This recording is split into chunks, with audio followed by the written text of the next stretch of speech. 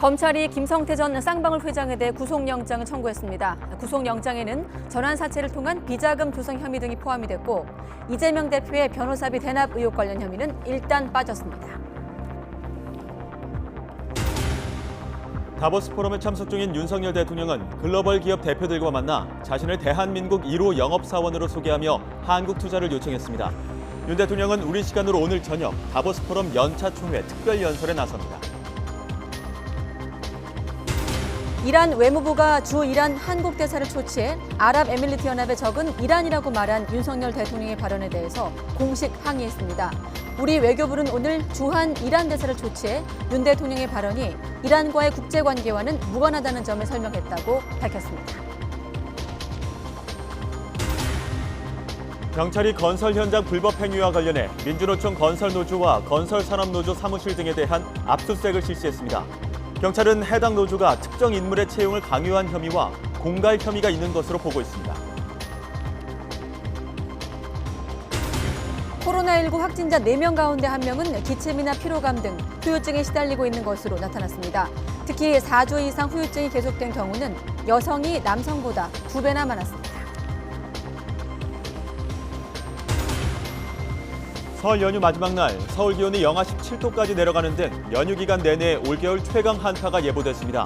설날 아침에는 중부지방에 눈이 내릴 것으로 보이고 연휴 마지막 날에는 서해안 지역에 폭설이 쏟아질 예정입니다. 뉴스큐 잠시 후 돌아오겠습니다.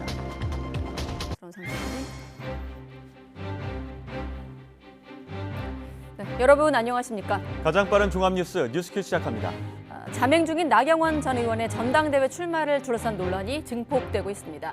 친윤 진영의 압박 속에 지지율 하락까지 겹친 가운데 뒤섞인 감정으로 혼란스러운 상태라는 측근의 전언도 들려옵니다.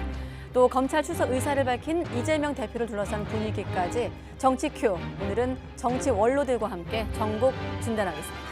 어제 국가보안법 위반 혐의로 민주노총에 대한 압수수색이 진행됐습니다. 국정원은 오랜 내사를 해왔다는 입장이지만 민주노총은 공안몰이라고 반발하고 있습니다. 혐의 내용 짚어보고 민노총 입장까지 들어보겠습니다. 네, 목요일 뉴스큐 구속 갈림길에 서 있는 김성태 전 쌍방울 회장 관련 속보부터 확인하겠습니다. 검찰이 김 전 회장에 대해서 구속영장을 청구했습니다. 네, 전환 사채와 관련한 횡령 배임 혐의와 대북 송금 의혹부터 영장에 포함됐는데 김 전 회장 측은 영장 심사를 포기했습니다. 이런 가운데 현지에서 김 전 회장을 도왔던 수행비서 1명이 캄보디아에서 추가로 체포됐습니다. 현장에 취재기자 나가 있습니다. 김철희 기자. 네, 수원지방검찰청입니다. 네, 예상대로 영장이 청구됐는데 정확한 시각이 언제입니까? 네, 오늘 자정이 넘은 시각 검찰이 김성태 전 회장에 대한 구속영장을 청구했습니다. 영장에는 자본시장법 위반과 배임, 횡령 등 혐의가 담겼는데요. 대북 송금에 따른 외국환 관리법 위반도 포함됐습니다. 원래 구속 전 피의자 신문이 예정돼 있었는데요. 김 전 회장 측은 반성한다는 의미라며 참여를 포기했습니다. 이에 따라 법원은 김 전 회장에 대한 신문 절차 없이 제출된 기록만 보고 발부 여부를 정하게 됩니다. 김 전 회장의 구속 여부는 이르면 오늘 밤 결정될 것으로 보입니다. 네, 어제 김 전 회장에 대한 조사는 어떻게 이루어졌습니까? 네, 김 전 회장에 대한 검찰 조사는 어젯밤 9시가 되기 전에 끝났습니다. 검찰은 체포영장에 적시된 혐의들을 중심으로 조사를 진행했는데요. 핵심은 역시 쌍방울 기업 비리 의혹입니다. 구체적으로는 200억 원 규모의 전환 사채를 허위로 공시하는 데 김 전 회장이 핵심적인 역할을 하고 투자 조합 내 다른 조합원의 지분을 무단으로 감액해 4,500억 원 상당의 손실을 끼치는 데도 관여했다는 겁니다. 검찰은 이렇게 조성한 비자금이 대북 송금과 이재명 대표의 변호사비 대납으로 이어진 게 아닌지 의심하고 있습니다. 다만 체포영장에서 빠졌던 변호사비 대납 의혹은 이번 조사 대상에선 제외됐고 구속영장에도 들어가지 않았습니다. 김 전 회장은 검찰 조사에서 혐의를 대체로 부인한 것으로 파악됐습니다. 전환사채 발행을 지시하고 보고받긴 했지만 허위 공시는 실무자 선에서 한 일이라 알지 못했다고 반박했고요. 지분 무단 감액에 대해서도 조합원의 동의를 다 받았고 지분을 변경해야 할 이유가 충분해 혐의가 성립하지 않는다고 주장했습니다. 대북 송금 자체는 인정했는데요. 다만 개인 돈으로 한 거란 입장은 이번에도 굽히지 않았습니다. 또 전환사채 발행을 통한 비자금 조성에 대해서는 잘 모른다는 답변을 반복했는데 앞서 태국에서 체포된 금고직이 재경총괄 본부장 김모 씨가 구체적인 내용과 사용처 등을 안다며 자신은 발을 빼기도 했습니다. 김 씨는 한때 김 전 회장과 함께 귀국할 거라는 전망이 나오기도 했지만 송환을 거부하고 태국 정부를 상대로 소송을 이어가고 있습니다. 네, 금고지기 얘기까지 해봤는데 그럼 김 전 회장과 같이 도주한 인물들은 이제 모두 잡힌 건가요? 네, 김 전 회장을 포함해 해외로 도피했던 쌍방울 관계자는 모두 5명입니다. 이미 금고지기 김모 씨와 김 전 회장, 양선길 현 회장이 붙잡힌 상황에서 어제 수행비서 박모 씨가 캄보디아에서 추가로 체포됐습니다. 검거 당시 박 씨는 김 전 회장의 휴대전화 등을 가지고 있었는데요. 검찰은 박 씨를 국내로 송환해 관련 물증을 확보한다는 방침입니다. 이제 남은 건 김 전 회장의 조카이면서 수행비서 역할을 했던 서 씨 한 명입니다. 검찰은 서모 씨가 김 전 회장과 그룹 임직원들 사이 어떤 지시가 오갔는지 등을 알고 있을 것으로 보고 행방을 쫓고 있습니다. 지금까지 수원지방검찰청에서 전해드렸습니다. 네, 이렇게 이재명 대표의 변호사비 대납 의혹의 핵심 인물인 김성태 전 회장에 대한 구속 여부가 이르면 오늘 결정될 예정인 가운데 여야 공방도 이어지고 있습니다. 네, 국민의힘은 이 대표와 김 전 회장의 관계를 부각하며 이 대표를 몰아붙였고 더불어민주당은 윤석열 정부 검찰의 정적 수사라고 맞서고 있습니다. 국회 취재기자 연결합니다. 엄윤주 기자. 네, 국회입니다. 네, 김성태 전 회장에 대한 구속영장 청구, 여기에 대한 정치권 반응 전해주시죠. 네, 국민의힘은 이재명 대표와 김성태 전 쌍방울 회장의 인연을 부각하며 공세 수위를 높였습니다. 정진석 비상대책위원장은 이재명의 경기도와 김 전 회장이 공모한 대북 불법 송금 사건 전모를 끝까지 파헤쳐야 한다고 주장했는데 들어보겠습니다. 이재명의 경기도와 김성태의 쌍방울이 천안함 폭침테러 주범 김영철에게 뇌물을 갖다 바친 사건입니다. 미국 대통령 후보가 오사마 빈 라덴에게 비자금을 대준 것과 마찬가지의 범죄입니다.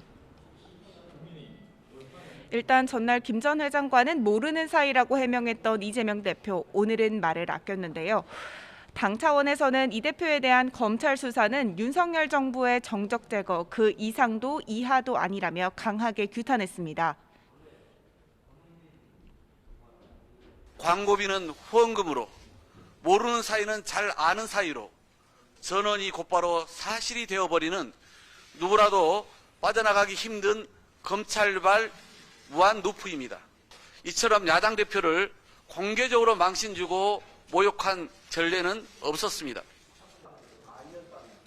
그러면서 검찰 소환에 당당하게 홀로 나간다는 이 대표가 부당한 탄압을 의연하게 이겨낼 수 있도록 국민과 당원들이 함께 마음을 모아줄 것으로 믿는다고 강조했습니다. 네, 국민의힘 전당대회 얘기도 해보겠습니다. 최대 변수라 할 수 있는 나경원 전 의원 여전히 잠행 중이죠? 네, 나경원 전 의원 오늘도 공개 일정 없이 잠행을 이어가고 있습니다. 주변 지인들의 의견을 구하며 출마 여부를 두고 고심을 거듭하고 있는데요. 이 사이 경쟁자인 김기현 안철수 의원은 새 확장에 주력하고 있습니다.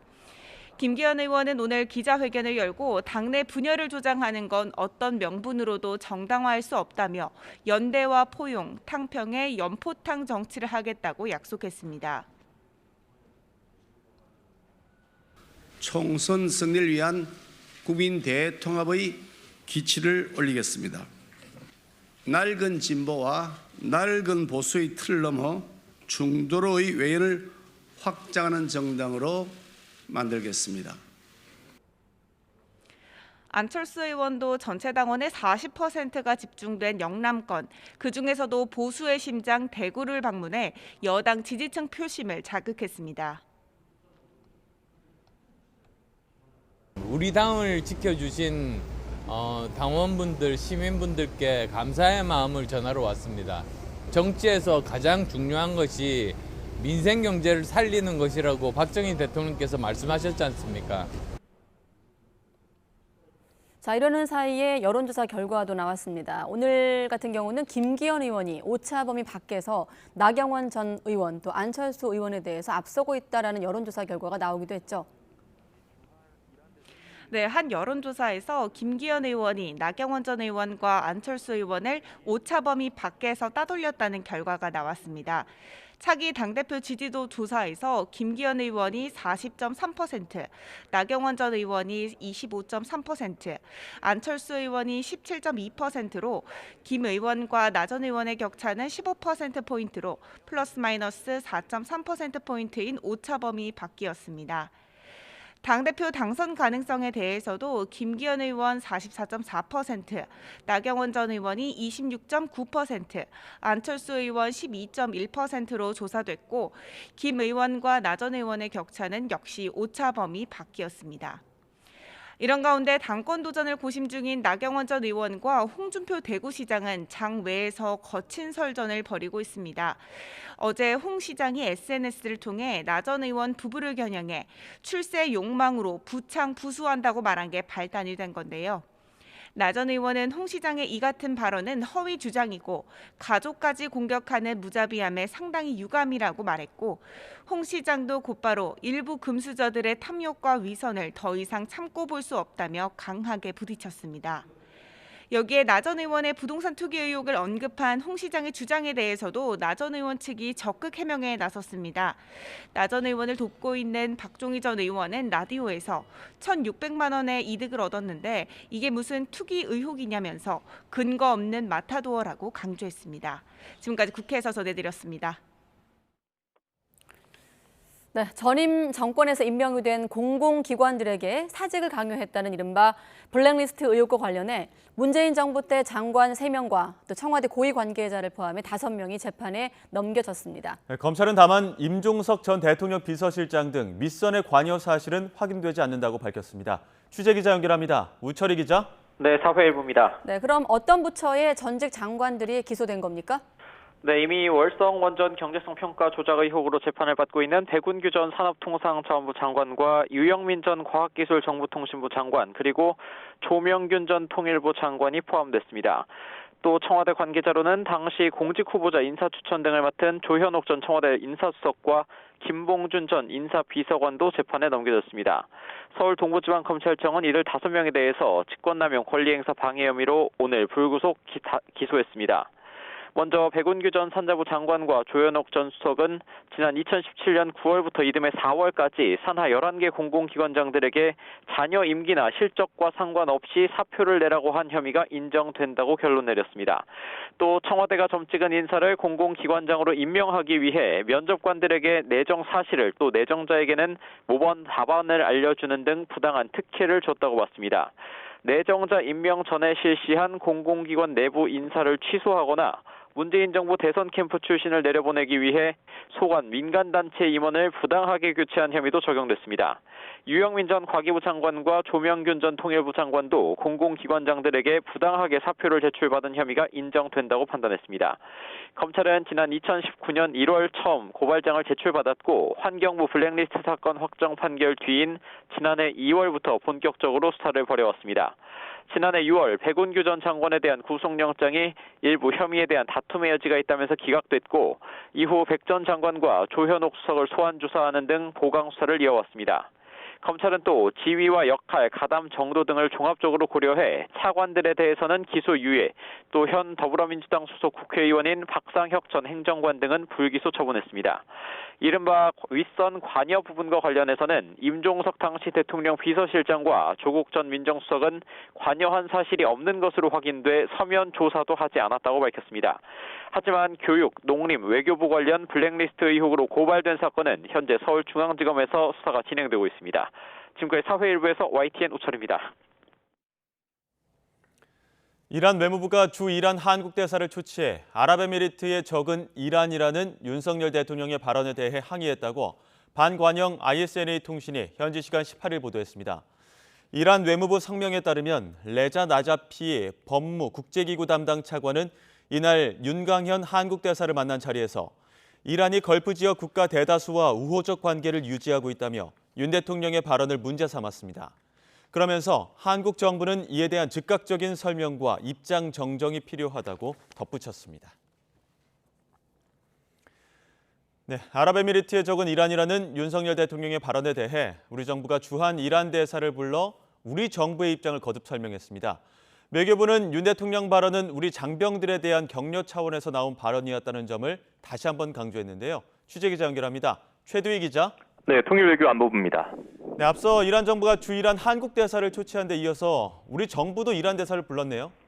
네, 그렇습니다. 외교부는 조현동 외교부 제1차관이 샤베스타리 주한 이란 대사를 초치했다며 이같이 밝혔습니다. 이 자리에서 조 차관은 윤 대통령의 발언이 UAE에서 임무 수행 중인 우리 장병에 대한 격려 차원이었고 이란과의 국제관계와는 전혀 무관함을 다시 한번 설명했습니다.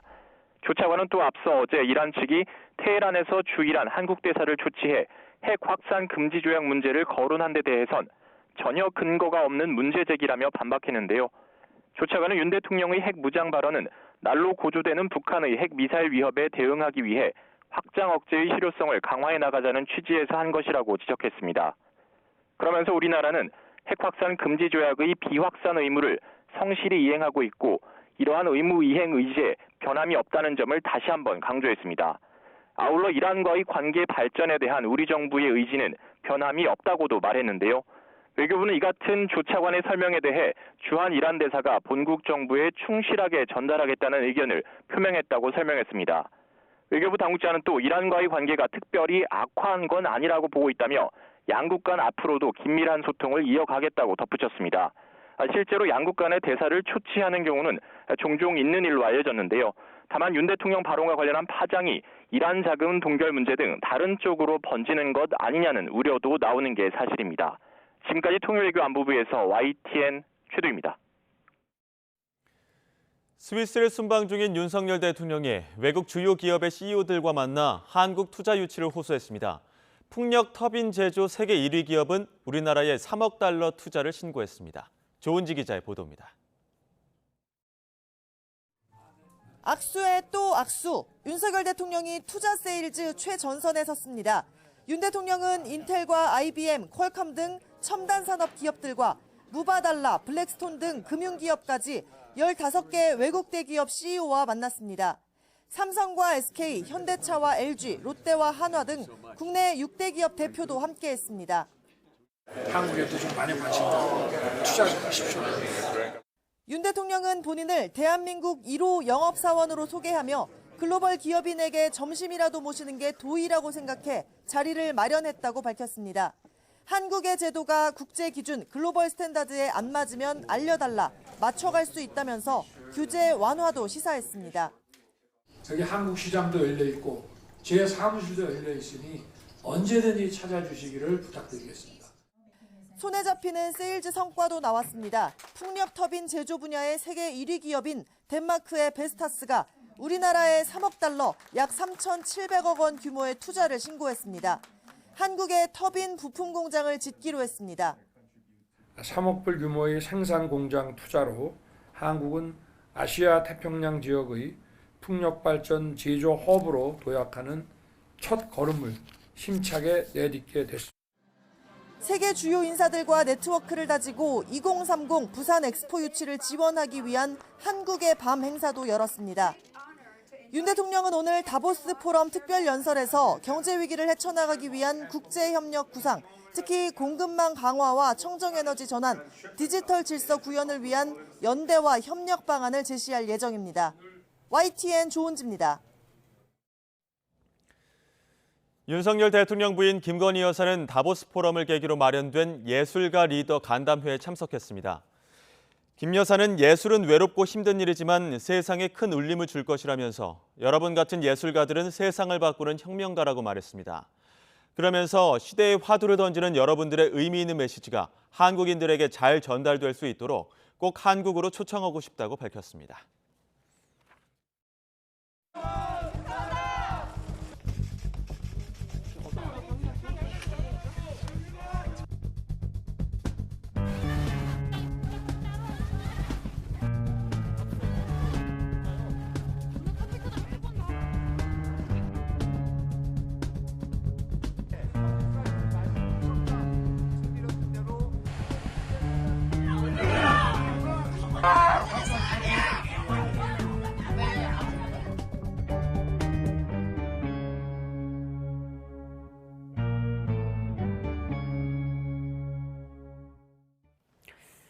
자, 이렇게 영상으로 좀 압축해서 보여드렸는데 국가정보원과 경찰청이 국가보안법 위반 혐의로 민주노총 본부 사무실을 압수수색을 한 겁니다.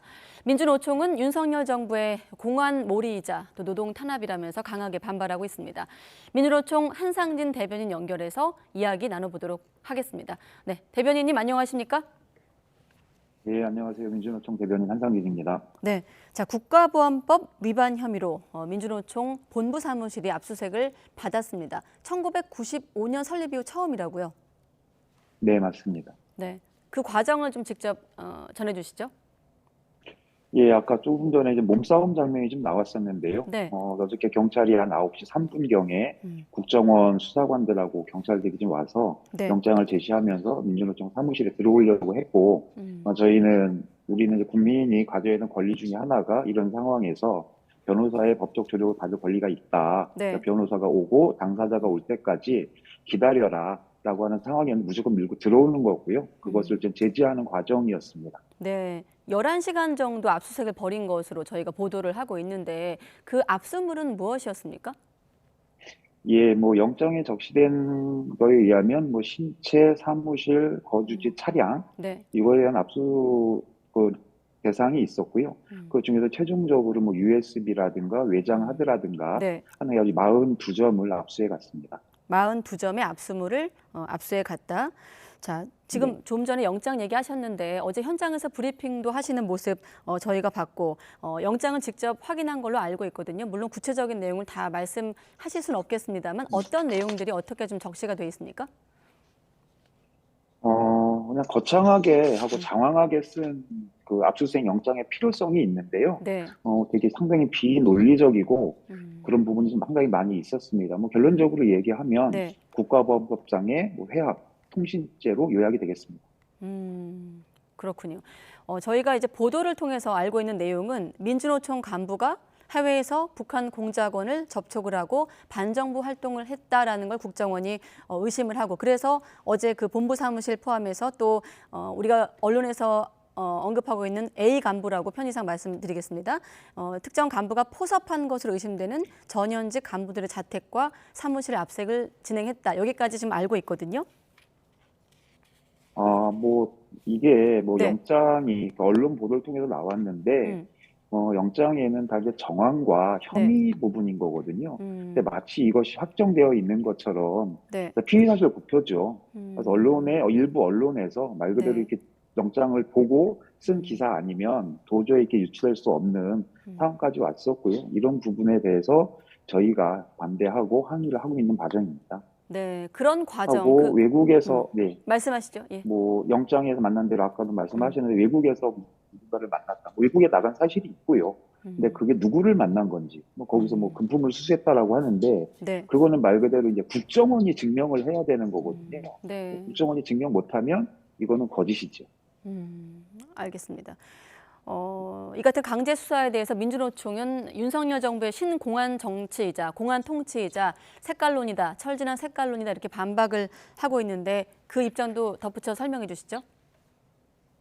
예, 지금 아시다시피 너무 뻔했던 과거에 너무 익숙했었던 장면들이거든요. 네. 윤석열 정부가 등장하고 나서 최근에 계속 노조 때리기로 좀 지지율 반등을 지금 효과를 봤습니다. 네. 근데 그 약발이 떨어졌고요. 그러는 즈음에 들고 나온 것이 지금 있는 이 공안몰이, 색깔몰이로 저희는 보고 있습니다. 네, 지금 국정원이 지목한 본부 간부들을 대상으로 혹시 민노총 차원에서 사실 확인이라든지 진상 조사에 물론 어제 압수수색 이후 하루밖에 시간이 지나지 않았습니다만 좀 추가적으로 저희에게 좀 알려주실 내용이 있을까요? 아니 더 드릴 말씀은 없고요. 실제로는 어저께 압수수색 진행되는 과정이 상당히 길게 진행이 됐고 네. 또 여기 끝난 다음에 또 집에 가서 차량과 자택을 또 압수수색을 당했어요. 상당히 심신 피조해 있는 상태이기 때문에 네. 하고 이 부분을 저희가 사실관계를 확인한다 말씀드리는 것이 아까 말씀드린 것처럼 네. 여행 간 사실은 있습니다. 또 누군가를 만났겠죠. 그리고 만난 사람이 누구인지는 네. 국정원이 영장을 제시하면서 가져갔던 게 맞는지 아닌지는 정말로 수사 그리고 최종적으로 법률적인 판단이 남아있기 때문에 네. 그 부분에 대해 저희가 먼저 미리 예단해서 말씀드리는 것은 적절하지 않다라고 봅니다. 그러면 그 압수수색에 대한 반응은 어떻습니까? 해당 간부의 반응은? 상당히 당황해하고 있고요. 무리스럽다 하고 정말 국정원에서 못된 형태를 또 보여줬는데 이 개인의 가족사까지 돌아가신 아버님의 과거까지 일부 언론에 흘리면서 그것이 기사화 보도되고 있는 이 상황에 대해서 상당히 힘들어하고 있습니다. 네, 알겠습니다. 저희가 지금 이 시간에는 한상진 대변인을 연결해서 민주노총 입장을 듣고 있기 때문에 국정원의 논리나 어떤 입장은 저희가 자막이나 화면을 통해서 소개하고 있으니 비교해서 또 대변인이 말씀을 시청자분들은 들으시면 참고하시면 될 것 같고, 국정원 같은 경우는 수년간 내사를 해왔고 이렇게 강제 수사로 전환할 만큼 또 영장에 구체적인 좀 혐의 내용을 담을 만큼 증거 확보를 했다라고 주장을 하고 있거든요. 예, 그건 국정원의 주장이지요. 그래서 그 주장이 네. 정말로 사실인지를 증명하라고 하는 것을 네. 저희가 요구를 하는 겁니다. 조금 더 반박 논리를 설명해 주시죠. 예. 그러니까 제가 여기서 더 논리적이라기보다 뭐 영장에 있는 것들을 반박을 하는 것은 네. 뭐 실제로 저희가 영장 내용을 다 다시 공개를 하는 거거든요. 예. 이건 저희가 그렇게 비판하고 있는 피의사실 공표하고 똑같은 거기 때문에 네. 저희가 그래서 이 부분에 대해서 개인의 입장이나 이 부분이 네. 아니라 정말로 자신이 있으면 오랫동안 내사했다라고 했으니까 이 부분에 대해서 그래도 뭔가 이거를 입증하기 위해서 증거를 압수하겠다라는 거잖아요. 네. 근데 어저께 이제 충분히 압수해 갔으니 그것을 가지고 증명해라. 국정원이 증명해라. 네. 정말로 누구를 만났고 뭘 받았는지 증명해라라고 하는 게 저희들 얘기입니다. 네, 아무래도 혐의 내용을 언급하는 건 지금 시점에서 좀 신중한 분위기인 것 같고, 자, 그럼 다시 돌려서 압수수색 과정을 좀 추가적으로 여쭤보겠습니다. 경찰이 수백 명이 동원이 됐고 에어매트까지 동원됐다고 들었거든요. 그 과정을 조금 더 설명해 주시죠. 어저께 뭐 많이들 사진이나 뉴스를 통해서 보셨을 텐데요. 네. 그 한 명에 대한 압수수색입니다. 민주노총 전체에 대한 것이 아니고 예. 하고 책상과 캐비넷, 그러니까 한 평이 안 되는 공간이거든요. 그거를 압수하기 위해서 경찰 700명 그리고 수십 명의 국정원 수사관들을 동원을 했어요. 그리고 사무실 밖에는 철동같이 민주노총이 들어가 있는 건물, 경향신문사를 에워싸고 옆에는 에어매트까지 설치해놓고 누가 봐도 과하지 않습니까? 네. 이렇게 하면서 이것들이 그대로 언론을 통해서 보도가 되면서 정말로 뭐가 있구나. 민주노총이 뭐 이런 그림을 그려내기에는 국정원의 의도는 한 200% 성공한 것 같고요. 또 하나 문제는 네. 9시 3분에 경찰이 들어왔는데 조금 있다 2분 뒤에 뭐 언론사, 수고 언론사에서 이거를 실시간으로 보도를 합니다. 하고 오늘도 지면에 네. 거의 뭐 영장을 그대로 베껴 쓴 것 같이 하는 거 보면 이건 잘 짜여진 그림일 수밖에 없다. 그렇지 않고서는 이 부분이 설명이 되지 않습니다. 상식적이지 않습니다. 네, 알겠습니다. 아까 대변인님께서 영장의 정황과 혐의를 노출한 부분은 피의사실 공표에 해당한다 이런 말씀과 함께 일단 국정원이 충분히 압수수색을 벌였기 때문에 혐의를 입증해야 된다는 말씀까지 들어봤거든요. 자, 일단 저희가 파악하고 있는 민주노총의 앞으로의 대응은 7월 총파업 투쟁으로 윤석열 정부와 맞서 싸우겠다까지 알고 있습니다. 지금은 1월이고 총파업 대응 시점은 7월이거든요. 당장의 어떤 전면 대응이 아니라 7월인 건 어떤 이유가 있을까요? 아니요, 민주노총은 지금도 오늘도 저희 기자회견을 통해서 입장도 발표하고 그래서 지금도 싸움하고 있습니다. 네. 2월 달에도 3월 달에도 4월 달에도 5월 달에도 6월 달에도 저희는 각 시기와 의제를 가지고 네. 투쟁을 계속하는 것이고요. 그것들을 7월 달에 총파업으로 집중시키겠다라고 하는 의미입니다. 그 네. 7월까지 가는 과정이 촘촘하게 쌓여져 있습니다. 네, 방금 대변인님께서 의제와 시기라고 하셨는데 지금의 의제를 다시 한번 말씀해 주시죠. 민주노총의 의제. 지금 다들 어려운 시기를 살고 계시죠. 네. 그래서 저희는 정말 이 고물가 시대에 실질 임금이 하락되는 것을 막기 위해서 실제로 물가를 뛰어넘는 임금에 대한 요구, 그리고 벌써 많은 분들이 일터에서 좀 나가고 있어요.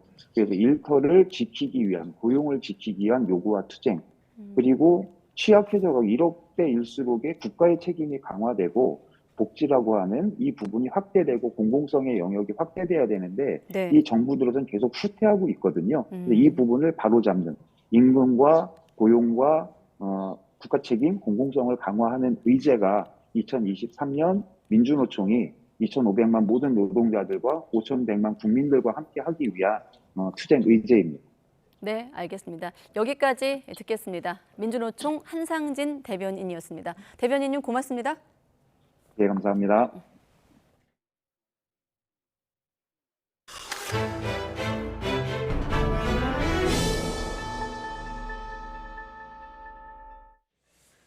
코로나19 감소세가 뚜렷한 가운데 오늘 신규 확진자도 목요일 발표 기준으로 13주 만에 최소로 집계됐습니다.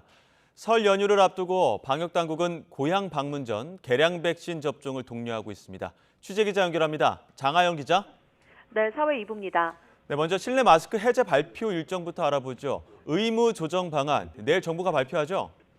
네, 내일 오전 11시에 중앙재난안전대책본부 브리핑이 예정돼 있습니다. 지영미 질병청장이 실내 마스크 의무 해제 시점과 구체적인 범위 등을 발표할 걸로 보입니다. 오늘도 코로나19 확산은 확연한 감소세를 보이고 있습니다. 0시 기준 신규 환자는 목요일 발표 기준으로 13주 만에 최소인 2만 9천여 명입니다. 일주일 전보다 1만 4천여 명, 2주 전보다 3만 4천여 명 줄었습니다. 위중증 환자는 465명으로 이틀 연속 400명대입니다. 어제 하루 코로나19로 숨진 사람은 47명입니다. 이로써 지금까지 누적 사망자는 33,104명이 됐습니다. 곧 설 연휴를 앞두고 있는데요. 방역당국은 어제 브리핑에서 설 연휴 이동량과 대면 접촉이 늘면 일정 정도 유행에 영향을 줄 수 있다며 고향 방문 전에 개량 백신 접종을 맞춰달라고 당부했습니다. 예방접종이 감염이나 사망 위험뿐만 아니라 코로나에 걸린 뒤에 있을 수 있는 후유증까지 3분의 1 수준으로 줄일 수 있다는 연구 결과를 소개하기도 했습니다.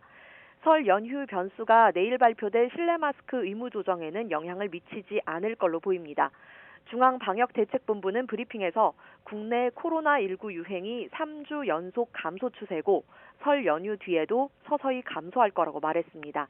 다만 전문가들은 최근 미국에서 확산하고 있는 XBB 1.5 변이 유입과 학교 개학이 맞물려 봄에 새로운 유행이 시작되지 않을지 예의주시하고 있습니다. 지금까지 사회 2부에서 YTN 장하영입니다.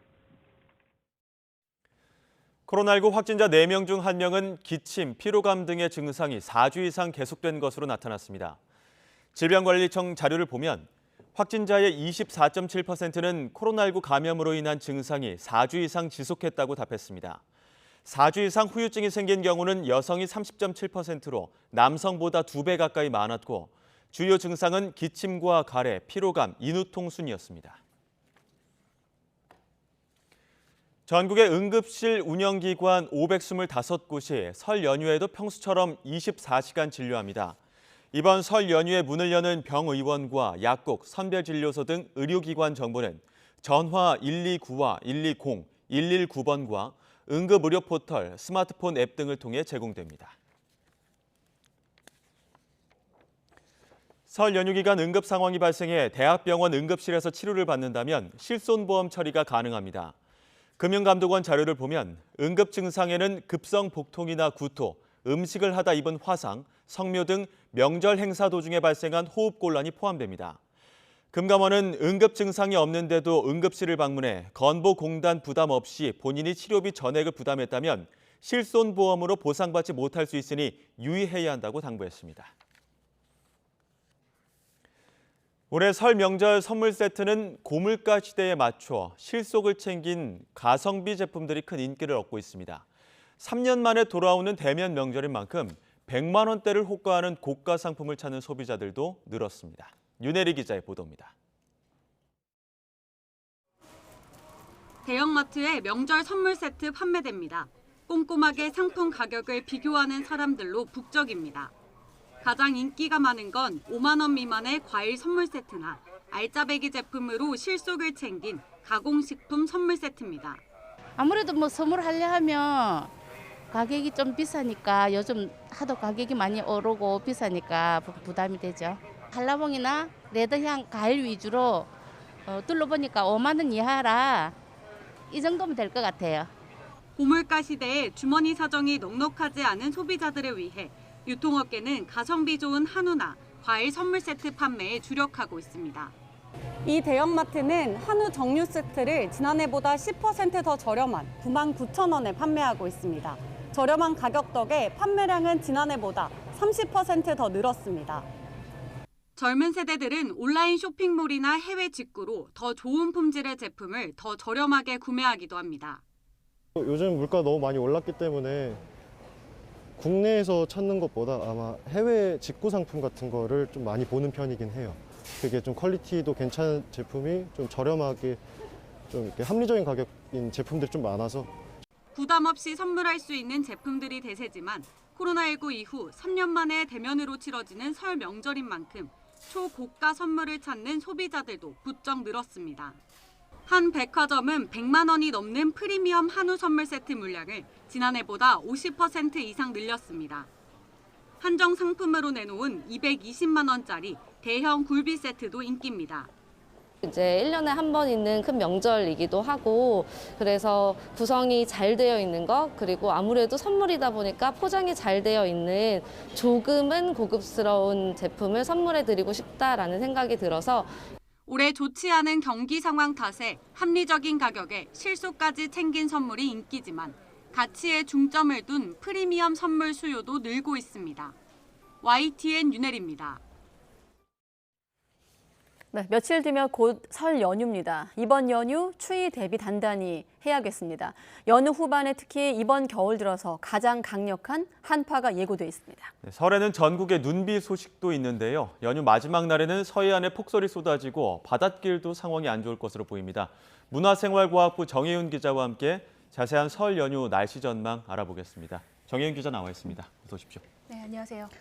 네, 명절 앞두고 가장 궁금한 건 교통 그리고 날씨 아니겠습니까? 네, 자, 일단 날씨 얘기인데 당장 오늘 밤부터 내일 새벽에 눈 소식이 있어요? 네, 맞습니다. 이 설 연휴에 앞서서 오늘 밤부터 내일 새벽 사이에 또 중부지방을 중심으로 눈이 예상되고 있는데요. 최근에 이 도로 살얼음으로 인해서 교통사고가 자주 발생하고 있어서 이에 대한 좀 대비가 더 필요한 상황입니다.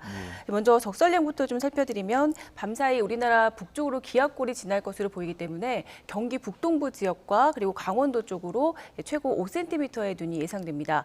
그 밖에 경기와 충청도에도 1에서 3cm의 눈이 내리겠고요. 네. 서울을 비롯한 그 밖의 내륙에도 지금 보시는 것처럼 1cm 미만의 눈이 내릴 것으로 예상이 됩니다. 이 밤사이 내리는 이 눈이나 비는 쌓이지는 않을 것으로 보이지만 도로 위에 보이지 않는 살얼음을 만들 것으로 보이기 때문에 미끄럼 사고를 유발할 가능성이 무척 큽니다. 특히 앞차와의 간격을 평소보다는 좀 2배 이상 유지를 해주시고 이 도로 살얼음의 경우에는 특히나 터널 진출 입구 그리고 이면도로, 고가도로 등에서 많이 발생하기 때문에 이 부분에서는 더 각별히 신경을 써주셔야 됩니다. 터널 진출 입구, 이면도로, 고가도로 기억해야 되겠습니다. 네, 또 설 연휴 날씨도 살펴보겠습니다. 설 연휴에 한파 예고돼 있는데 어느 정도입니까? 네, 일단 나흘간의 설 연휴인데 설날, 그 첫날 좀 추울 것 같고요. 네. 그리고 후반 한파가 좀 강력할 것으로 예상됩니다. 특히 연휴 후반의 한파의 경우는 이번 겨울 들어서 가장 강할 것으로 현재 예고가 됐습니다. 기상청은 오늘 아침에 브리핑을 통해서 설 연휴 날씨를 발표했는데 네. 브리핑 내내 무척 춥다는 말을 좀 강조를 했습니다.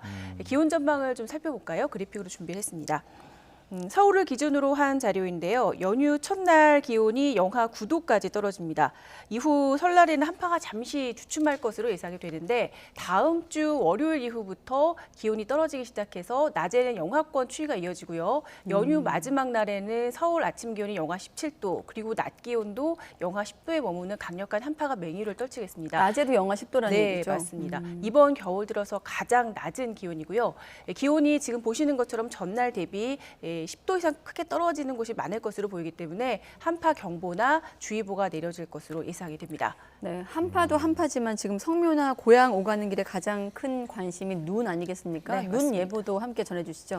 네, 우선 이 설날인 일요일 중부지방을 중심으로 눈이 내리고 남부지방은 비나 눈이 내릴 것으로 예고가 됐는데요. 네.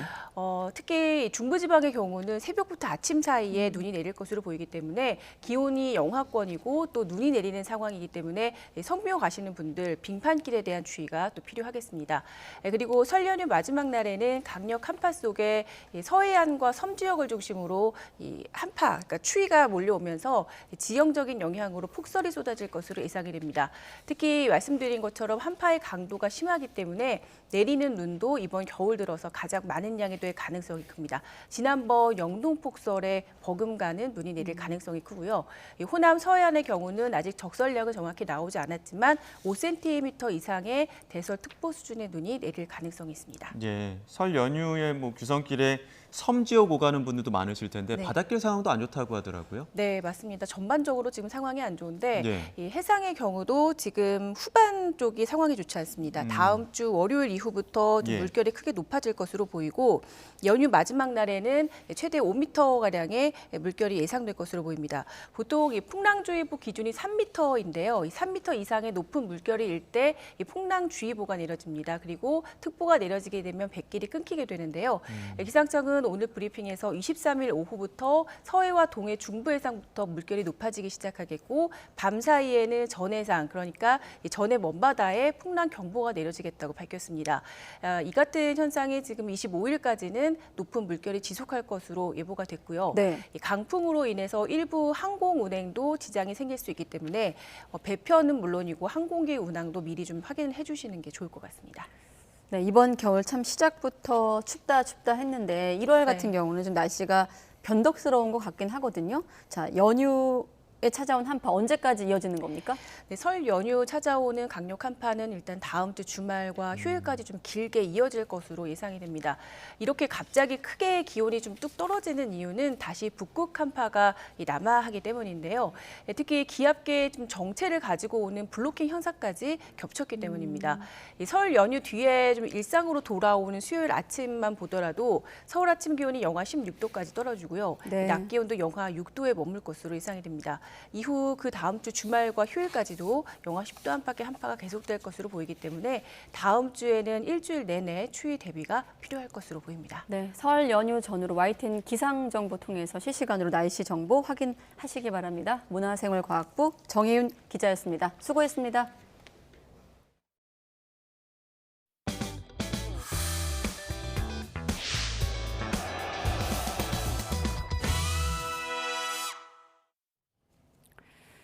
북한의 노골적인 핵 위협으로 국내에서 자체 핵무장 여론이 높아지고 있는 가운데 장기적으로 한국 내 핵무기 배치 가능성에 대비하는 논의가 필요하다는 미국의 싱크탱크 보고서가 나오기도 했습니다.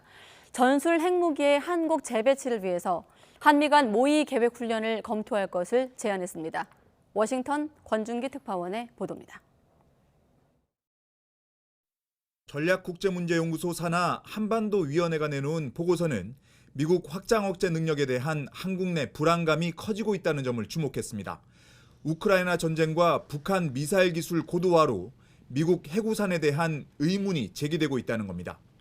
위원회는 하지만 지금 시점에서 미국 전술 핵무기를 한반도에 재배치하거나 한국이 핵무기를 획득하도록 용인해선 안 된다고 주장합니다. 대신 확장 억제를 통해 한국을 방어하겠다는 메시지를 계속해서 강조할 것을 제안했습니다. Republic of Korea has made clear that they are not seeking nuclear weapons. But what we are going to seek jointly together with them are improvements in extended deterrence capabilities. 다만 보고서는 한국 내 핵무기 재배치 가능성에 대비해 한미 양국이 모의 계획 훈련을 검토할 필요가 있다고 제안했습니다. 핵무기를 배치하는 데 따른 환경 영향 평가와 핵무기를 둘 위치 등을 미리 논의할 수 있다는 겁니다. 하지만 핵무기 재배치 시기와 무기 종류를 구체화하지 말고 핵 저장 시설 건설과 같은 물리적인 준비는 북핵 위협이 고조될 경우에만 착수할 것을 주문했습니다. 그러면서 일본과 이스라엘처럼 한국도 미국의 미사일 조기 경보 체계를 직접 사용할 수 있도록 절차를 간소화할 것을 제안했습니다. 또 영국, 프랑스 등 입장이 비슷한 핵 보유국과 다자 핵 우산을 형성하는 방안도 제시했습니다. 보고서는 확장 억제가 물리적 역량 못지않게 심리적 측면도 중요하다며 미국이 워싱턴이나 뉴욕을 위험에 빠뜨리는 한이 있더라도 서울을 구할 거란 믿음을 줘야 남북한 모두에게 확장 억제 효과가 있을 거라고 강조했습니다. 워싱턴에서 YTN 권윤기입니다. 미국과 중국은 갈등 속에서도 새해 벽두부터 여러 대화 채널을 가동하며 관계 개선을 모색하고 있습니다. 양국의 경제 수장들은 바이든 미 행정부 출범 이후 처음으로 대면 회담을 열고 경제 분야의 갈등을 잘 소통해 관리해 나가자는 데 공감했습니다. 김상우 기자입니다. 안보는 물론 경제 등 전 방위적으로 미국과 중국의 갈등이 장기화하는 가운데 앨런 미 재무장관과 뉴어 중국 부총리가 스위스에서 만났습니다. 그간 3차례에 걸쳐 화상회담만 진행했던 두 경제수장은 바이든 미 행정부 출범 이후 처음으로 대면으로 만나 경제 현안을 논의했습니다. 모두 발언에서 뉴 부총리는 항상 더 큰 그림을 염두에 두고 공통 분모를 찾아야 한다고 말했고, 앨런 장관은 소통이 부족해서 비롯된 오해가 두 나라의 경제관계를 악화하는 상황을 허용하면 안 될 것이라고 말했습니다. 3시간가량 진행된 회담에서 두 경제수장은 공통과제인 기후변화 대응에 협력하고 경제 분야에서 빚어진 갈등 사안을 충돌로 비화하지 않도록 관리해 나가자는 데 공감했습니다. 하지만 양국 경제수장은 핵심 이슈인 미국의 중국에 대한 투자와 반도체 규제 등의 무역과 원유 가격 상한제 시행 등과 관련한 중국의 러시아 무역 지원 등에서 이견을 좁히지 못한 것으로 알려졌습니다. 미국과 중국은 갈등 속에서도 새해 벽두부터 경제와 기후 문제와 관련해 여러 대화 채널을 가동하며 양국 관계 개선을 위한 행보를 이어가고 있습니다. 앞서 지난 11일에는 미국 대통령 기후 문제 특사와 중국 기후변화 특사가 화상 통화를 했고, 그 다음 날엔 중국 상무부장이 중국 내 미국 기업들을 대표하는 위원회 회장과 화상 통화를 했습니다. 다음 달 초에는 블링컨 미 국무장관이 베이징을 방문해 친강 중국 외교부장과 만날 예정이어서 양국 갈등 해소에 돌파구가 마련될지 주목됩니다. YTN 김상호입니다. 북한이 그제와 어제 이틀 동안 우리의 정기 국회격인 최고인민회의를 개최했는데 김정은 국무위원장이 불참을 하면서 대외 메시지를 따로 내진 않은 것으로 나타났습니다. 북한 관영 매체 조선중앙통신은 이와 관련해 최룡해 최고인민회의 상임위원장이 개회사를 맡았다고 밝혔습니다. 이번 회의에서는 내각의 2022, 2023 과업과 예산 평양 문화어 보호법 채택 등이 논의가 됐고, 국방비의 비중을 총액의 15.9%로 유지하는 예산안도 확정됐습니다. 네, 명품백을 들고 평양을 누비며 개인 트레이닝을 받고 요가를 배우는 이른바 평양 유튜버가 화제입니다.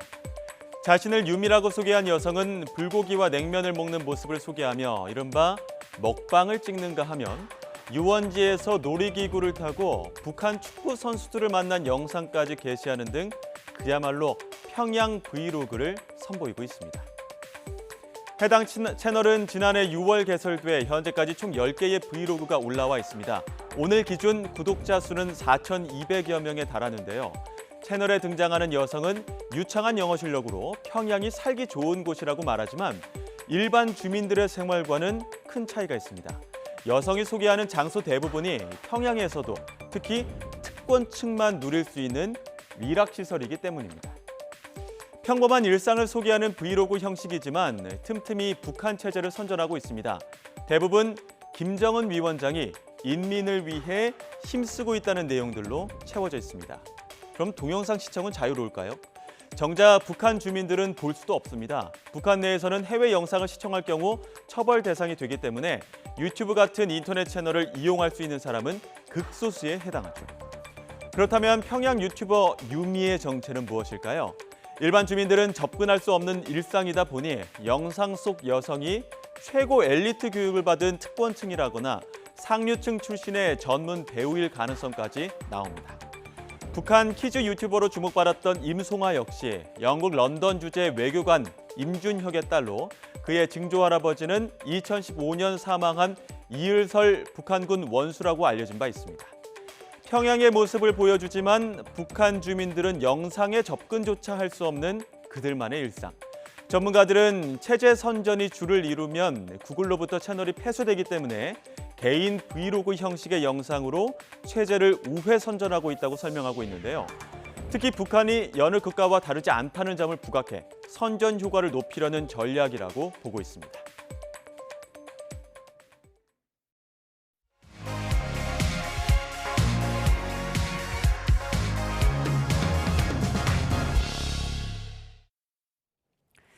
네, 이재명 민주당 대표가 본인을 둘러싼 변호사비 대납 의혹에 대해서 대낮 도깨비 같은 일이라며 일축을 했습니다. 또 국민의힘 전당대회 출마를 고심하고 있는 나경원 전 의원은 자맹을 이어가면서 고심을 거듭하고 있는 분위기입니다. 전국의 이슈를 짚어보기 위한 정치 큐. 오늘은 이재호 국민의힘 상임고문, 또 이상민 더불어민주당 의원 두 분과 함께하겠습니다. 안녕하십니까? 네, 안녕하세요. 네, 안녕하십니까? 안녕하세요. 네, 크게 이재명 대표 분위기, 또 나 전 의원 얘기, 그리고 이제 순방 논란까지 짚을 텐데, 먼저 이재명 대표의 표현을 그대로 빌어서 대낮 도깨비 같은 일, 현대판 마녀 사냥이라면서 잘못은 없지만 오라고 하니 나가겠다고 밝혔습니다. 예, 저는 잘한 그 결정이라고 생각합니다. 그 진작 좀 그랬으면 더 좋았겠지만, 네. 어쨌든 그 이재명 대표에 대한 사법기관의 그 수사의 태도나 여러 가지 정황이 굉장히 정략적이고 또는 부당한 수사, 또 과도한 수사라는 생각이 많이 듭니다. 그렇지만 네. 어쨌든 수사의 대상이 되고 있는 이만큼 그 문제를 당과는 결부짓지 말고 본인이 개별적으로 또 정치적인 것이 아닌 법률적으로 차분하게 대응을 해야 된다. 그래야만 검찰의 그 법률적 사법 수사 공격에 대해서 자신을 변호하고 방어할 수 있다. 자칫 이거를 정치적인 것으로 또 당과 결부해서 만약에 나아갈 경우에는 국민들께서 상당히 좀 불쌍스럽게 볼 수도 있고, 네. 보시겠고, 또 당도 상당히 그 사법적 리스크를 떠안게 되는 그런 당도 더불어민주당도 도움이 안 되고 이재명 대표한테도 유익하지가 않고, 그래서 저는 진짜 그렇게 좀 개별적 대응, 법률적 대응, 그리고 당과는 차단해서, 그리고 이재명 대표가 좀 힘겹고 좀 어렵지만 그렇게 해주기를 좀 바랐는데, 네. 어제 결정은 잘한 결정이다라고 생각됩니다. 네, 혐의 소명에 대한 자신감을 좀 거칠게 표현하기도 했고요. 고모님은 어떻게 보셨습니까? 네, 그렇습니다. 뭐 이재명 대표가 지난번에 그랬으면 더 좋았을 텐데 어쨌든 이번 소환에 본인이 변호사 한 분만 대동해서 가겠다고 결정한 거는 그건 잘한 결정이고요.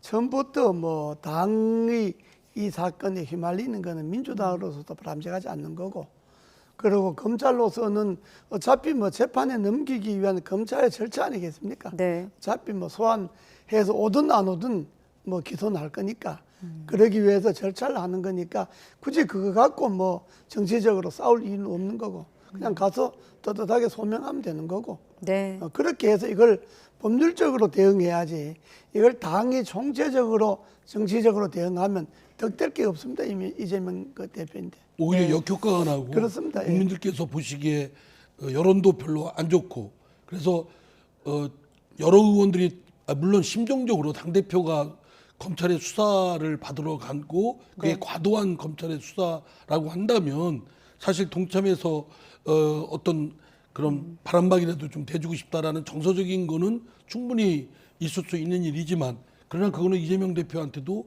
도움이 안 될 것이다라는 말씀을 드렸고요. 네. 그래서 잘한 결정이고, 다만 이번에 이제 김성태 전 회장에 대한 구속영장 청구에 그 이재명 대표에 대한 변호사비 그 대납 문제는 빠졌습니다. 네. 그거 보면 검찰이 사실은 별 증거 없이 계속 그런 풍문을 퍼뜨려서 마치 이재명 대표가 변호사 대납에 무슨 사법적 범죄 혐의가 있는 것처럼 한 부분이 있지 않나, 저는 좀 미리 짐작을 좀 해봅니다. 그래서 네.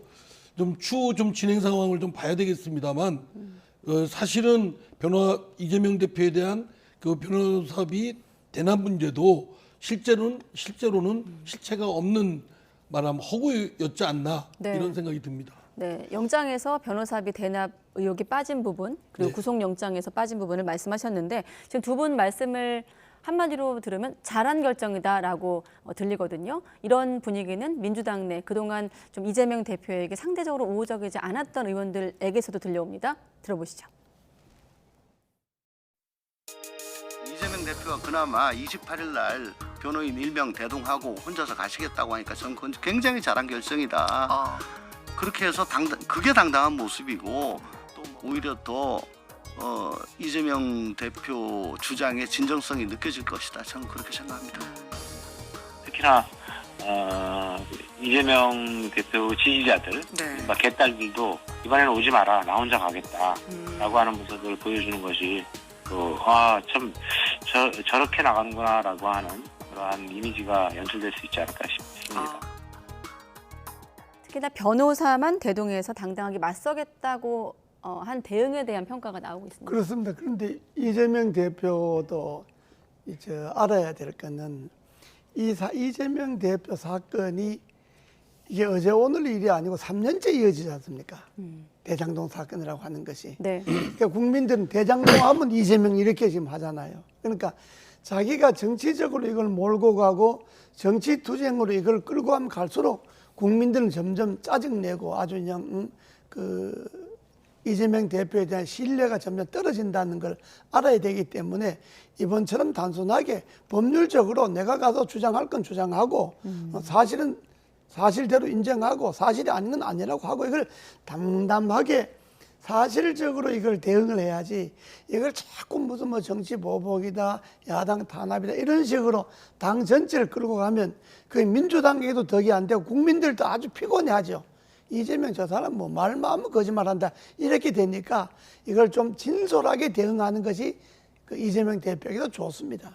그리고 이재명 대표가 지금 뭐 몇몇 의원들이 얘기를 했지만 그동안 좀 듣기에는 굉장히 섭섭한 뭐 저를 비롯해서 네. 섭섭하고 고깝게 들릴 부분 한 의원들에도 잘했다고 얘기하고 있지 않습니까? 그런 걸 보면 당의 결속도 또 이재명 대표한테 진정하게 뒷받침하는 힘의 그 원천도 사실은 국민의 시각에 국민 눈높이에서 원칙대로 당당하게 하는 것이 저는 이재명 대표에게도 당에게도 더 오히려 도움이 된다. 그리고 이번 기회에 검찰도 제가 한마디 하면 대개 이때까지 검찰들이 정치 검찰이라는 오명을 벗어나지는 못했지 않습니까? 지난 정권에서도 뭐 적폐청산이라는 그걸 두고 사실 정치 검찰이 뭐 일부가 저렇게 설친다 이런 오해를 많이 받았지 않습니까? 이번 기회에도 이재명 대표를 수사함에 있어서 정말로 이 진실이 무엇인지 사실을 사실대로 적시해서 과장하지 말고 왜곡하지 말고 그야말로 법에 의한 죄의 유무를 가려야지 이걸 야당으로부터 정치 보복이라든지 야당 탄압이라든지 이런 정치적 오해를 받게 되면 이 정치 검찰이 낙인에서부터 벗어날 수가 없습니다. 그러니까 이번 기회에는 지금까지 대한민국 검찰이 일부나마 정치 검찰이라는 오해를 받았던 것을 불치기를 하려면 사실은 사실대로 법에 의한 죄의 유무를 따져야지 분위기에 의한 죄의 유무를 가리려고 하면 안 됩니다. 네, 지금 말씀 정치적 오해라는 표현을 쓰셨는데 연결해서 이 의원님께 질문 드리면 정성호 의원 같은 경우도 의도적인 그러니까 총선에 영향을 좀 미치기 위해 의도적으로 검찰이 지연져서 쓰는 게 아니냐라는 반응과 함께 그러니까 질문 드리면요. 이 문제를 말하자면 내년 총선까지 의식하고 질질 끌거나 말하자면 사건화를 위한 사건을 수사를 할 경우에는 국민적 심판에 면치 못할 것이다. 검찰에 대해서 이 말씀을 드립니다. 그럼 말하자면 지금까지 진행되어 오는 거 보면 여러 가지 불공정하다, 편파적이다, 또는 야당에 대해서 특별히 불리하게 한다라는 의심을 받을 정황들이 상당히 많습니다. 제가 뭐 일일이 열거는 안 하겠습니다만 그런 의혹을 받고 있는 것이 검찰의 이 태도고 자세였기 때문에 그렇지 않은 것을 불식시키기 위해서는 말하자면 불공정하지 않다는 의도적인 그 균형 잡힌 수사가 필요하고 무엇보다 공명정대해야 된다라고 생각되고요. 특히 이 수사 피의자 신문은 조사의 대상이 된 사람의 편의도 같이 고려합니다. 말하자면 어느 사건이 서울에 있고 대구에 있고 광주에 있다고 한다면 서울에서 조사받는 게 편하다. 그러면 서울로 다 몰아주거든요. 사건을 병합시키고. 그것처럼 이거를 막 여기저기 나눠서 사람을 고되게 또는 지치게 만들 것이 아니라 그 이재명 대표 측과 그 변호인단과 조율을 해서 조사를 받는데 편의한 거는 묶어서 한 번에 조사를 받을 수 있도록 그런 것도 고려를 할 필요가 있다고 생각됩니다. 그 야당도 이번 기회에 한 말씀 드리면 야당 의원이나 뭐 야당의 뭐 혐의가 있어서 수사만 하면 무조건 정치 탄압이다, 뭐 정치 보복이다, 야당 파괴다 이렇게 몰고 나가면 안 됩니다. 그럼 국민들이 지금이 그렇게 하면 옛날 자유당 때는 그게 통해도 지금 국민들은 실체를 다 알고 있지 않습니까? 그러면 야당이 그렇게 나가면 야당에 대한 불신만 자초하는 거고 네. 오히려 국민들이 짜증스럽게 만드는 것이지 야당도 사안에 따라서 진실은 진실대로 대응을 해야지 야당 의원들만 문제 삼으면 무조건 정치 탄압이다 뭐 이렇게 몰고 가면 안 됩니다. 저는 이제 한 말씀만 더 드리면 네.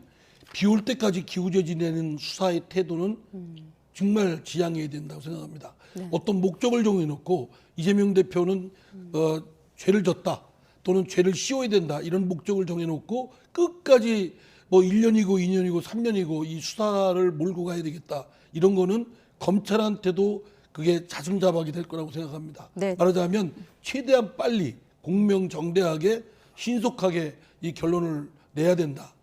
수사가 되면 되는 대로 안 되면 안 되는 대로 빨리 결말을 줘야 된다고 생각합니다. 네, 이 의원님께 짧게만 한 가지 여쭤보면 이재명 대표 이른바 사법 리스크 이후 민주당의 어떤 분리 대응 혹은 단일 대우 여기에 대한 논란이 있었는데 오히려 출석하겠다고 밝힌 이후에 어떤 기류를 보면 오히려 지금 단일 대우가 갖춰지고 있는 분위기거든요. 그렇습니다. 민주당 예. 내 분위기 짧게만 전해주시죠. 예, 네. 지금 민주당에서 하여튼 여러 우려가 있는 것이 사실이지만 예. 그러나 이재명 대표가 저렇게 당당하고 또 개별적으로 차분하게 대응을 하고 당과에 번지는 것은 차단시키겠다고 당대표 스스로 밝힌 이상 여러 우려가 상당 부분 이제 불식되고 해소되는 것 같습니다. 그렇다면 오히려 이것을 기반으로 해서 당은 더 결속력이 강해지고 민생에 더 올인할 수 있고 그리고 이제 이재명 대표는 자신에게 씌운 사법적 의혹을 어쨌든 좀 당당하게 개별적으로 대응을 해서 그 무고함이 빨리 밝혀지길 바랍니다. 네, 아무래도 출석 날짜가 28일, 물론 검찰과 신경전 중입니다만 이때까지 좀 흐름을 지켜보기로 하고 국민의힘 소식으로 넘어가겠습니다. 결국 나경원 전 의원의 자맹 얘기부터 해야 될 텐데 고모님, 예. 정치인의 자맹 뉴스는 저희가 이따금 소개를 하고 있거든요. 예. 지금 나경원 전 의원의 자맹 어떤 의미가 있는 겁니까? 뭐 자매를 그럴 것도 없죠. 뭐 원래 그분 특징이 뭐 일 생기면 고민하겠다, 뭐 고심한다, 뭐 이런 걸 오래 하니까 제가 그 정치를 같이 하면서 어떻게 보면 자연인으로서는 인간적으로는 참 좋은 분입니다. 싹싹하고 뭐 좋은 분인데 정치인으로서는 이번에 한계를 노출한 거죠. 정치인으로서는 이번에 결국은 자기 스스로 자초한 일들이죠, 이게.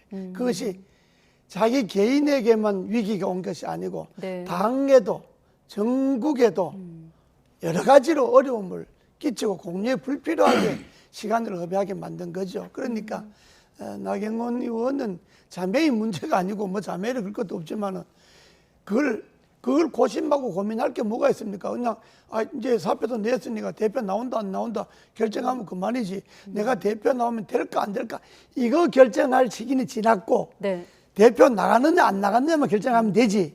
대표 나가면 내가 될까 안 될까 이 결정은 이 고민을 할 단계가 지났습니다. 그러니까 뭐 그럼에도 불구하고 내가 떳떳하게 나는 대통령실에 도움 받지 않고 어떤 눈치도 안 보고 나는 당을 위해서 대표 나가겠다 이렇게 결정하든지 아이고 이번 기회에는 나는 빠지는 게 좋겠다든지 이걸 결정하면 되는 거지.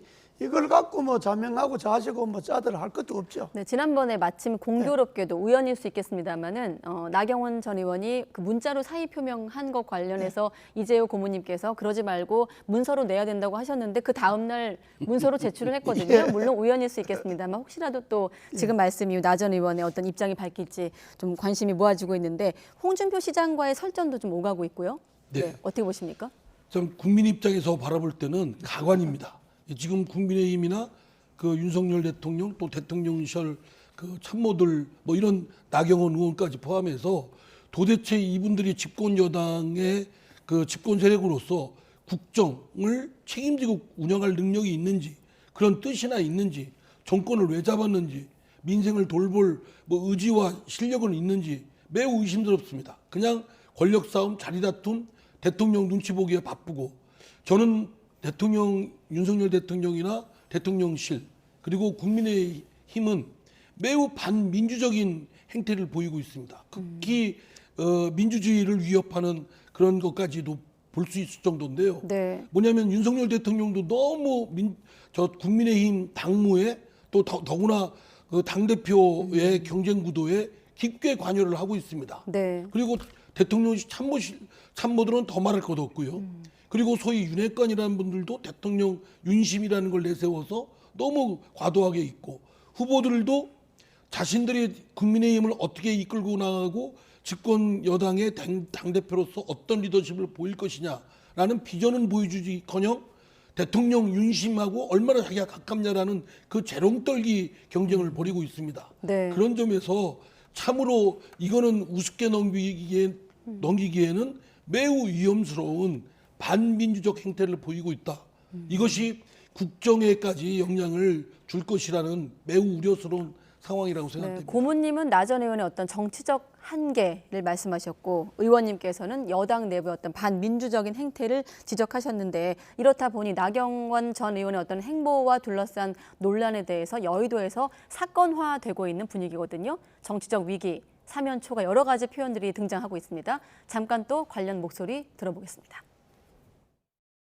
또 본인이 이런 뜻이 아닌데 왜곡해서 보도가 되고 또 대통령이 뭐 격려했다는 그런 흔적도 보이고 하니까 이 공사적으로 여러 가지가 뒤섞인 감정인 것 같습니다. 가장 혼란스러운 상태죠. 친윤 참칭 개파가 되는 거고 네. 모든 사람으로부터 경원을 당하는 나경원이 되는 거예요. 동작구 공천도 아마 국어를 해야 겨우 줄까 말까 하는 상황이 되는 거예요. 네. 그러다 잘못하다가 나조국이 될 수도 있습니다. 캔디 있잖아요, 캔디. 외로워도 슬퍼도 울고. 캔디처럼 외로워도 슬퍼도 울지 말고 다시 일어나서 힘차게 날려라. 저는 나경원한테 캔디송을 들려주고 그럼 왜냐면 나경원 의원은 출마 안 하면요 정치 인생이 굉장히 힘들어질 겁니다. 이렇게 여러 가지 목소리가 나오니 당연히 나경원 전 의원 입장에선 정말 여러 감정이 섞여서 혼란스럽긴 할 것 같아요. 이거지요. 문제가 복잡하면 단순하게 정리해야 됩니다. 그러니까 내가 뭐 오늘이라도 딱 좋다. 나는 뭐 내 혼자 지든 말든 나는 다 출마하겠다. 이렇게 이야기하면 당도 그걸 억지로 뭐 출마 못하게 이 사람 저 사람 다 이야기하지 말고 그래 출마하면 해라 당당하게 가고 전당대회 흥행도 되고 출마하면 흥행도 되잖아요. 되고 뭐 또 승부야 뭐 투표해봐야 하니까 좋으니까 억지로 이 사람 저 사람 나서도 뭐 출마 안 하는 게 옳다 출마하지 마 이렇게 이야기할 게 아니고 네. 본인도 이것저것 뭐 고려하고 시끄럽게 하지 말고 그냥 난 출마한다든지 아니면 안 한다든지 이렇게 단순하게 결정하는 게 지금 빠르고 네. 또 홍준표 시장하고 두 사람도 그 국민들을 보기에는 그 둘 다 안 좋습니다. 그리고 물론 두 분 다 성격 탓이죠. 네. 두 분 다 지고는 못 사는 사람들이잖아요. 또 두 분 다 바른 말을 남이 듣기 좋게 하는 사람이 안 되잖아요. 바른 말도 꼭 남이 들을 때는 꼭 좀 꼭 저렇게 말해야 될까 이렇게 하는 스타일이니까 그건 뭐 개인들이 어법이랑 성격 탓을 돌리고 본인들은 두 사람이 싸우는 거 별로 안 좋습니다. 당연히. 그러니까 저는 뭐 그만하고 대의명분이라고 생각됩니다. 국민적 시각에서 볼 때 지금 그 윤석열 대통령이나 윤심 운운하는 그 국민의힘의 현재의 상황은 매우 정의롭지 못한 불의한 상태고 네. 이에 대해서 정치인이라면 당연히 대항하고 자신의 명분을 돌파해 나가야죠. 그래서 저는 나경원 의원이 지금 고모님 말씀만 맞다나 지금 이것저것 그 좌고우면할 때가 아닙니다. 만약에 정의롭지 않은 상태가 분명하다고 한다면 국민의 시각에서 나가는 것이 맞다고 한다면 네. 설사 깨진다고 하더라도 부딪혀 나가야죠. 근데 그런저런 상황을 이익 따지고 유불리 따지고 또는 뭐 이게 좋은지 저게 좋은지 이렇게 저울질하고 그러면 사람만 굉장히 찌질해집니다. 네. 그러니까 나경원 의원이 분명히 알아야 될 거는 대통령실의 생각은 이런 것 같아요. 윤 대통령의 생각은 또 맞는지 안 맞는지는 모르지만 첫째는 나경원 의원에 대해서 뭐 격려했다 이런 건 몰라도 상당히 불쾌한 건 사실입니다. 왜냐 그러면 이러지 않습니까?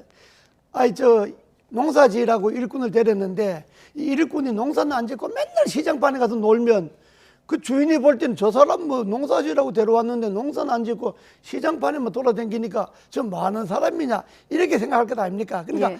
대통령실이 불쾌하게 생각한 사실입니다. 그러니까 나경원 의원은 어떻게든지 대통령과 감정 상하지 않고 대통령이 후광을 업어가면서 출마하려고 했는데 그건 접어야 합니다. 대통령실은 이번에 나경원 의원인데 막 만전이 다 떨어졌을 겁니다. 그러니까 네. 좋다 그럼에도 나가겠다든지 아이고 내가 잘못했으니까 안 나가겠다든지 이렇게 결정해야지 더 이상 대통령실에 기웃거리면 안 됩니다. 그러니까 대통령과의 관계 설정은 시기를 놓쳤다는 그렇습니다. 말씀인데 예. 두 분 말씀 중에 여론조사 결과가 있거든요. 놓고 보시면서 또 이 의원님 의견 듣겠습니다. 이런 결과가 함께 나왔거든요. 네. 이어서 말씀해 주시죠. 네. 의원님. 네. 아니 저것도 그 얼마 전까지 나경원 의원이 압도적으로 1등이었는데 저렇게 뒤집혀지는 것도 저건 국민의힘 지지자들도 이렇게 뭐 윤심에 따라서 좌지우지하나? 그럼 저당의 문화나 저당의 전반적인 의식 수준은 저 정도밖에 안 되나? 이런 생각이 듭니다.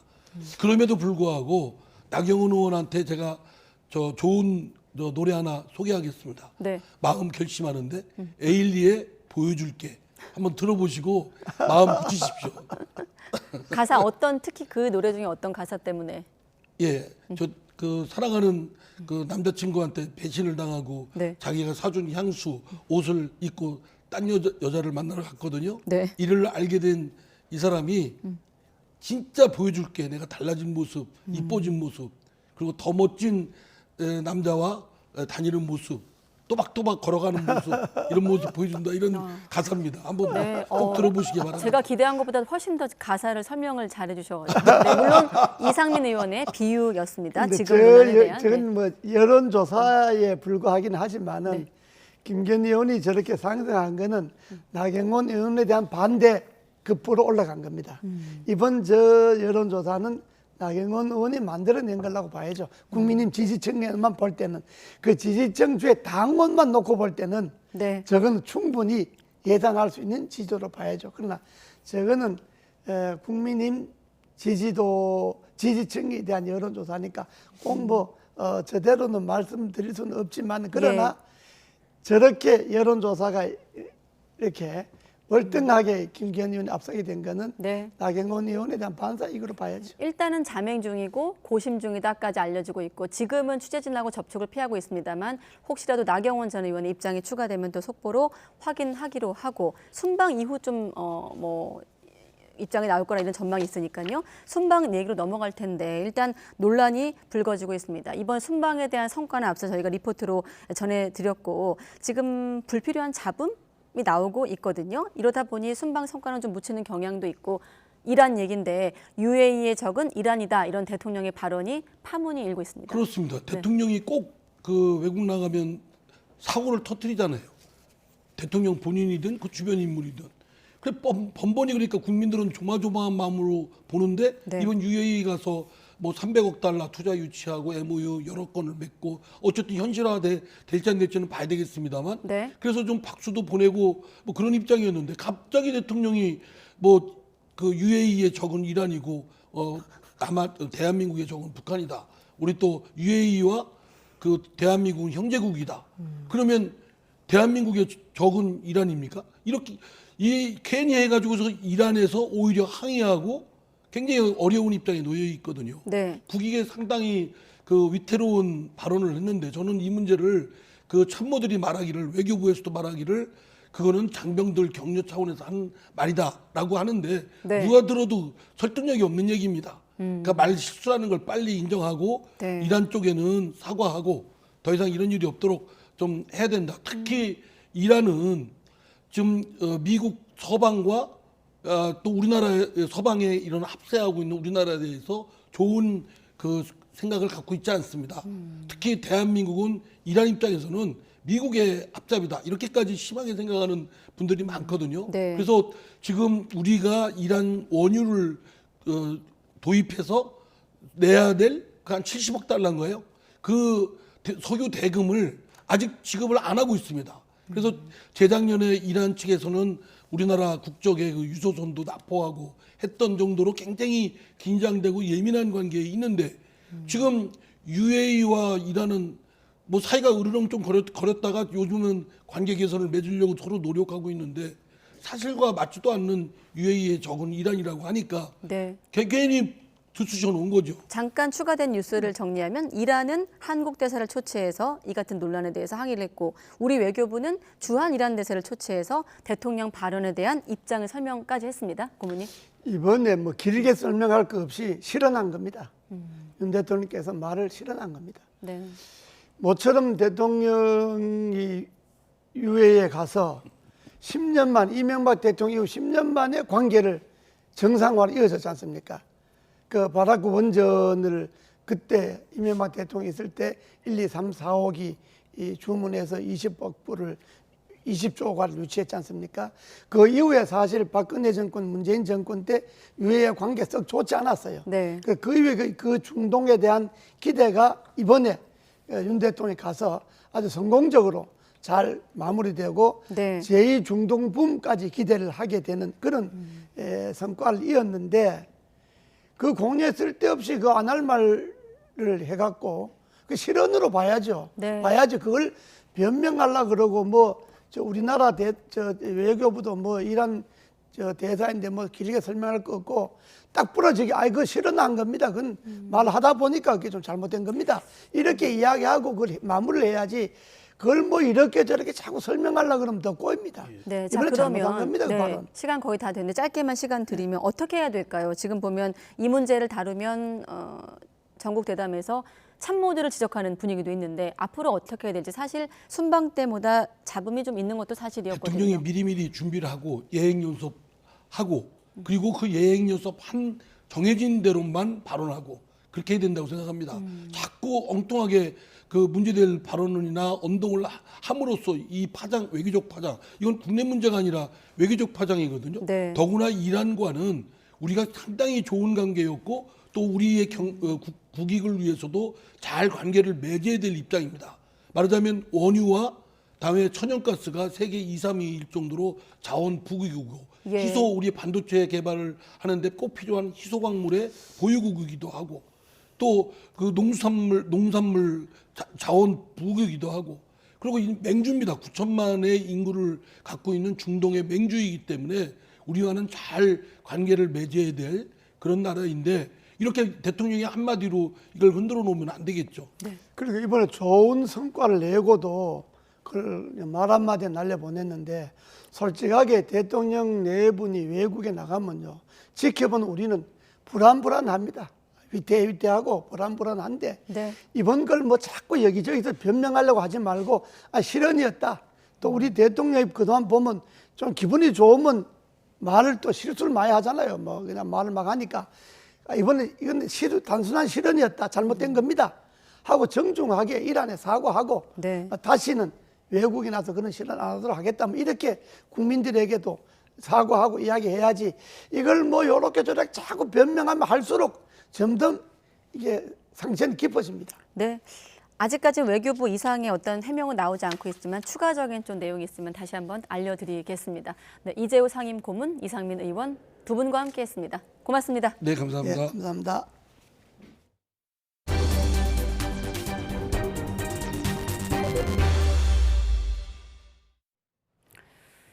전 동거녀와 택시기사를 살해한 혐의를 받고 있는 이기영이 동거녀를 살해하기 전 인터넷에 농약을 검색하는 등 사전에 범행을 계획한 정황이 포착됐습니다.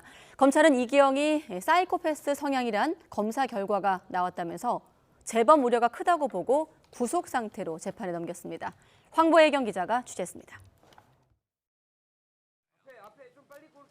동거녀와 택시기사를 넉 달 사이 연달아 살해한 혐의를 받는 32살 이기영. 앞서 검찰에 넘겨질 당시 취재진 앞에서 살해 혐의를 인정하며 죄송하단 말을 남기기도 했지만 유족분들과 피해자분들께 죄송합니다. 어떤 부분이 죄송한 겁니까? 제 살해 생각이 죄송하다고 말씀드립니다. 이후 검찰 조사에선 동거녀인 50대 A씨를 우발적으로 숨지게 했다는 주장을 고수했습니다. 그러나 이기영이 살해를 사전에 계획한 결정적인 증거가 포착됐습니다. 검찰이 특정한 동거녀 살해 시점은 지난해 8월 3일 오후. 이에 앞서 당일 정오 무렵 이기영이 인터넷에 농약, 잡초 제거제 등을 검색한 기록이 나왔습니다. 살해 방법을 궁리한 거로 볼 수 있는 대목입니다. 이기영은 이후엔 파주 공릉천 일대에서 변사체가 발견됐다는 기사가 있는지도 찾아본 거로 드러났습니다.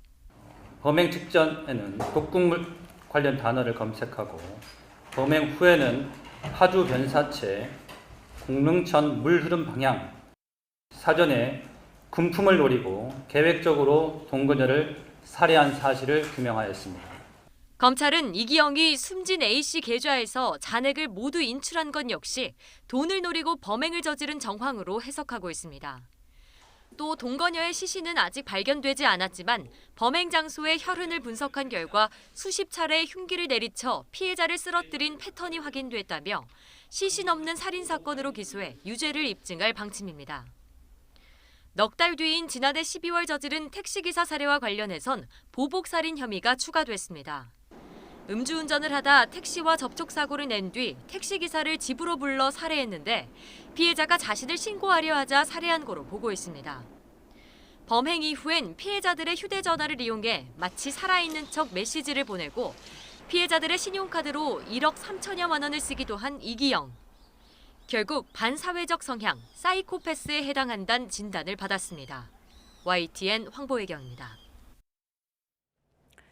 이른바 인천 건축왕의 딸이 소유한 건물에서도 전세보증금을 돌려받지 못할 위기에 놓인 세입자들이 속출한 것으로 확인되고 있습니다. 네, 그런데 돈을 더 내고 집을 사라는 얼토당토하는 대안을 제시받은 세입자들도 있었습니다. 어떤 사연인지 임성재 기자가 들어봤습니다. 오피스텔과 아파트로 구성된 100여 세대 규모의 주상복합 건물. 인천 일대에서 주택 300여 채를 빌려주고 전세보증금 260억여 원을 가로챈 혐의로 경찰 수사를 받는 이른바 건축왕 남모 씨의 딸이 여러 집을 소유하고 있습니다. 딸 남 씨가 세입자를 유치한 방식은 건축왕 아버지와 판박이었습니다. 금융권 대출로 집값의 절반가량이 선순위 근저당으로 잡힌 집에 주변보다 낮은 전세가를 매겨서 임차인을 끌어들였습니다. 이 건물이 통째로 이 집주인 하나의 소유자, 돈이 많은 사람이다. 돈이 그렇게 없는 사람이 아니다. 그러니까 안심하셔도 된다. 그렇게 들어온 세입자들은 최근 불안감에 안절부절 못하는 나날을 보내고 있습니다. 이미 전세 기간이 끝났거나 집을 빼고 싶다는 의사를 밝혔는데도 보증금을 돌려받지 못하고 있기 때문입니다. 지금은 여기 임차인들이 상당히 불안해하고 하다못해 검찰청에도 가보고 또 이 사건에 대해서 알아보려고 계속적으로 검색도 해보고 또 주위에도 물어보고. 항의가 쇄도하자 딸 남 씨 측은 전세 계약을 갱신하면서 주택도시보증공사의 안심전세 대출을 받으라고 권유하거나 기존 보증금에 더해 돈을 추가로 내고 집을 사라는 이해하기 어려운 제안을 하기도 했습니다. 보증금을 돌려받기 위해선 새로운 세입자를 구하는 것 외에는 뾰족한 방법이 없는 상황. 하지만 지난해 3월 아버지 남 씨 소유 회사가 딸 건물을 담보로 수십억 원을 빌린 사실이 드러나며 이마저도 쉽지 않아졌습니다. 후순위 근저당에 대해서 집요하게 몇 사람이 질문을 했고 2022년 7월 전에는 아버지가 관리를 하셨지만 그 이후로는 자기가 관리를 하고 있다. 이에 대해 딸 남 씨는 일부 세입자들에게 문자 메시지를 보내 자신의 의사에 반해 건축왕 아버지가 벌인 일이라며 사태를 수습하기 위해 노력하고 있다고 해명했습니다. 취재진은 남 씨의 입장을 듣기 위해 여러 차례 전화를 걸고 운영했던 공인중개사 사무소와 자택도 찾았지만 답변은 들을 수 없었습니다. 남 씨 집에 계시나요? 피해 대책을 논의하기 위해 마련된 SNS 단체 대화방엔 현재 100여 명이 모였는데 일부 세입자들은 형사고소를 준비하고 있습니다. YTN 임성재입니다. 네, 시판 중인 수면 건강 제품 10개 가운데 8개가 일반 가공식품을 수면 효과가 있는 것처럼 부당 광고한 것으로 나타났습니다. 특히 수면 관련 호르몬인 멜라토닌이 함유됐다고 광고한 제품도 있었는데 함량이 너무 적어 효과는 없었던 것으로 드러났습니다. 이승윤 기자의 보도입니다. 스마트 기기 사용과 스트레스 등으로 인한 수면장애 인구가 늘며 관련 국내 시장은 3조 원 규모로 커졌습니다. 하지만 한국소비자원과 식품의약품안전처가 시판 중인 294개 수면 건강 제품을 조사한 결과 79%가 일반 가공식품을 수면에 효과가 있는 것처럼 부당 광고한 것으로 나타났습니다. 특히 국내 제조 94개 제품 가운데 타트체리 농축액을 원료로 사용한 6개 제품은 수면에 도움이 되는 멜라토닌 함량을 표시하고 있었으나 불면증 개선 효과는 없는 것으로 조사됐습니다. 마치 대단한 효능이 있는 것처럼 광고되는 타트 체리는 일반 체리보다는 좀 더 시큼하고 덜 달아서 주로 이렇게 주스나 가루 등 가공식품으로 소비되는 일종의 체리인 것으로 나타났습니다. 멜라토닌 함량을 표시해서 수면의 질 개선에 도움이 된다고 하는 제품들이 있었는데요. 불면증 개선에는 효과가 없는 것으로 확인이 됐습니다. 의미 있을 만큼의 멜라토닌 함량이 필요하신 경우에는 반드시 의사의 처방이 필요합니다. 국내 판매 수면 관련 제품 18건은 수면 유도 효과를 강조해 건강기능식품으로 오인할 수 있게, 3건은 의약품으로 혼동할 수 있게 광고했습니다. 13건은 질병 치료 효과가 있는 것처럼 광고했고 7건은 소비자를 속이는 광고를, 1건은 거짓 과장 광고를 한 것으로 나타났습니다. 해외 직구로 판매되는 200개 제품도 마찬가지였습니다. 133건은 건강기능식품으로 오인할 수 있게 광고했고 36건은 의약품으로 혼동할 수 있게, 22건은 질병치료 효과가 있는 것처럼 광고했습니다. 식약처는 이들 사이트를 차단했습니다. YTN 이승윤입니다. 미국의 인플레이션이 점차 완화되고 있음을 시사하는 지표가 또 나왔습니다. 지난해 12월 미국의 생산자 물가지수가 최근 9개월간 최저 수준으로 내려왔습니다. 김진호 기자의 보도입니다. 미국 노동부는 지난해 12월 생산자 물가지수가 전년 동월보다 6.2% 오른 것으로 집계됐다고 밝혔습니다. 11월 상승폭 7.3%에서 1%포인트 이상 낮아져 최근 9개월간 최저 수준으로 내려왔습니다. 특히 전월 대비로는 0.5% 떨어져 팬데믹 초기인 2020년 4월 이후 가장 큰 폭의 하락을 기록했습니다. 통상 도매 물가인 생산자 물가가 소매 물가인 소비자 물가의 선행 지표란 점에서 미국 물가가 안정되고 있다는 분석이 나오고 있습니다. 에너지 물가 지수가 7.9%, 식료품 물가 지수가 1.2% 각각 하락해 전반적인 물가 하락을 주도한 것으로 나타났습니다. 다만 변동폭이 큰 에너지 물가가 올해 들어 다시 상승세를 보이고 있어 하락 추세가 이어질지는 미지수입니다. 이처럼 물가 하락 추세가 이어지면서 다음 달 초 올해 첫 연준 회의에서 0.25%포인트로 금리 인상을 한 뒤 올해 안에 금리 인하로 정책 전환이 이루어질 거란 기대감이 커지고 있습니다. We think inflation ends the year actually with a 2% handle, and we think that by the end of the year that the Fed will actually be cutting interest rates. 하지만 제임스 블러드 세인트루이스 연방준비은행 총재는 2월 FOMC 회의에서 기준금리를 0.5%포인트 인상하는 것이 적절할 것이라고 언급해 긴축 우려를 높였습니다. 제롬 파월 연준 의장은 코로나19 양성 판정을 받아 격리 중이라는 소식이 나왔지만 2월 FOMC 회의 참가에는 문제가 없는 것으로 알려졌습니다. YTN 김진호입니다. 올해 전 세계 석유 수요가 하루 평균 1억 170만 배럴로 사상 최고를 기록할 거라고 국제에너지기구 IEA가 전망했습니다. IEA는 최근 코로나19 규제를 완화한 중국에서 수요가 많이 늘어날 거라고 밝혔습니다. 특히 올해 늘어난 수요의 절반 가까이가 중국에서 나올 거라며 서방의 러시아 제재로 세계 석유 시장이 더 빡빡해질 수 있다고 우려했습니다. 저신다하던 뉴질랜드 총리가 총리직 사퇴를 전격 발표했습니다. 현안이 산적한데 자신은 총리직을 수행할 적임자가 아니라는 것이 사퇴 이유인데요. 한때 최연소 여성 총리였고 갓난아기를 안고 유엔 총회에 참석하면서 화제가 되기도 했습니다. 임수근 기자의 보도입니다. 저신다하던 뉴질랜드 총리가 총리직 사퇴와 함께 10월 총선 불출마를 전격 선언했습니다. And so today I'm announcing that I will not be seeking re-election. And that my term as Prime Minister will conclude no later than the 7th of February. 아던 총리는 주택 문제와 기후변화 등 산적한 현안들에 대해 결정해 왔다면서 자신은 총리직이라는 특권적 역할을 수행할 적임자가 아니라고 말했습니다. I know what this job takes, and I know that I no longer have enough in the tank to do it justice. It's that simple. 향후 계획을 묻자 아던 총리는 먼저 가족과 함께 시간을 보낼 것이라며 현장에 있던 사실혼 관계인 배우자에게 결혼식을 올리자고 말했습니다. 아던 총리는 37살이던 2017년 10월 총선에서 승리하며 세계 최연소 여성 총리에 올랐습니다. 2020년에는 재선에도 성공했습니다. 2017년 총리 선출과 동시에 임신해 이듬해 딸을 낳았습니다. 그리고 모유를 먹여야 한다며 뉴욕에서 열린 유엔 총회에 갓난아이를 안고 참석해 화제를 불러 모으기도 했습니다. 2019년 51명이 숨진 크라이스트 처치 이슬람 사원 총격 테러 때는 히잡을 쓰고 무슬림 유족을 위로했고 강력한 총기 규제를 도입했습니다.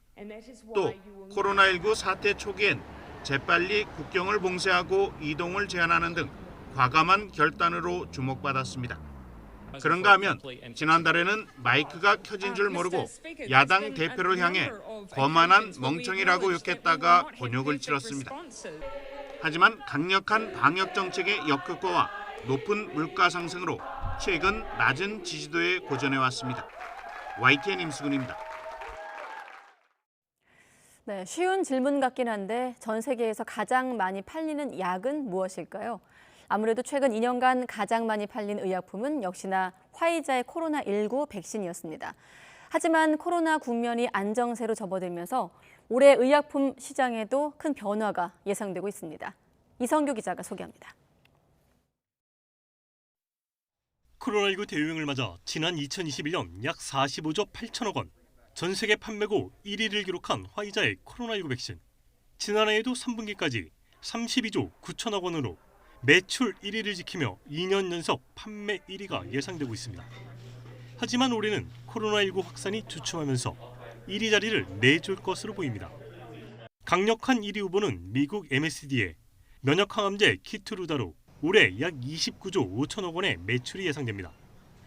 면역항암제는 인체 내 면역세포에 암세포 공격을 억제하는 기전을 풀어 암세포를 공격하는 방식의 항암제로 지난 2015년 이 치료제로 치료를 받은 지미 카터 전 미국 대통령이 암 완치를 선언하면서 전 세계적인 이목을 끌었습니다.